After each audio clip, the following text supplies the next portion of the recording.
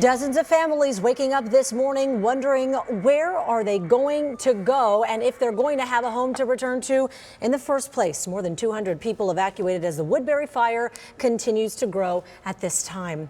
We want to thank you for joining us here at ABC 15 Mornings. I'm Allison Rodriguez in for Kaylee O'Kelly. And I'm Nick Saletti. Just moments ago, we learned this fire is now more than 65,000 acres, growing tremendously since that fire broke out 2 weeks ago, and crews are expecting a difficult weekend ahead. Yeah, so this wildfire producing so much smoke. Look at this. The National Weather Service was able to see it via satellite.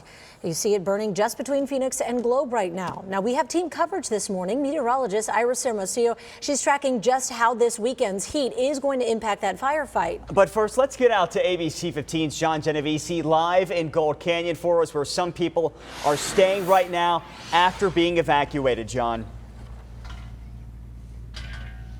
Yeah, Nick, for the time being, those evacuations are kind of a precautionary measure. But yesterday, several hundred people from the Roosevelt and Roosevelt Lake areas were told to pack up and go. And a lot of attention on this fire going into the weekend as crews try to get a grip on it. I want to bring in Jerry Perry, and you are a public information officer with the Woodbury Fire. Tell us kind of where things stand this morning.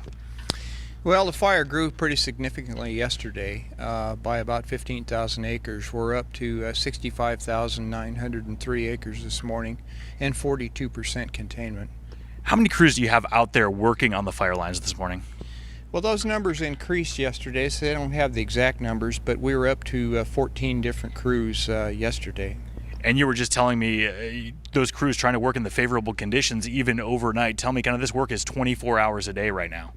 Yes, we've created a night crew to build on the structural improvements that the day crews began, and they work through the night.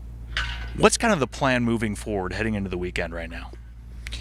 Well, the crews are continuing to build barriers and to try and get those anchored in and in place before the fire arrives in those areas, and that'll be an ongoing effort. The primary effort today will be on that east side of the fire.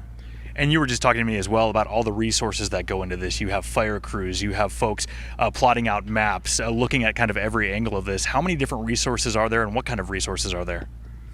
Well, we're up over 800 people on the fire, and more coming. As we need more crews, we've ordered more crews. This is very much like a small city that gets set up to deal with these large fires. We have people that are in the logistics business. We have everything that you can imagine you'd need in a city. As we spoke, there are map makers that are working all night to produce the maps we need for each day's briefing and for each day's operational period. Jerry, really appreciate your time this morning. Thank you so much. Sure. And like you said, a crew's closely monitoring these flames, closely monitoring those fire lines, again, trying to get a grip on this and get those containment levels up heading into the weekend. I want to turn